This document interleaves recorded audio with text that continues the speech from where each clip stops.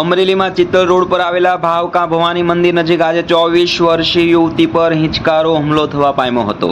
યુવતી ઊભેલી ત્યારે બે શખ્સોએ અચાનક છરી વડે જીવલેણ હુમલો કરતા ગળા સહિતના ભાગે ગંભીર ઈજાઓ પહોંચી છે। ઈજાગ્રસ્ત યુવતી હેતલ માવજી ભાંડ હાલ ગંભીર હાલતમાં અમરેલી સિવિલ હોસ્પિટલમાં ખસેડાઈ છે।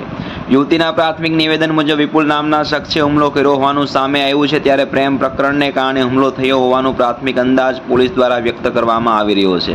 નમસ્કાર, આવી સ્ટોરી સાંભળવા માટે અમારી ચેનલને લાઇક કરો, શેર કરો અને સબસ્ક્રાઇબ કરો। આભાર। અહીંયા આવીને મારી દીધી તે કાંઈ કીધું નહોતું એને?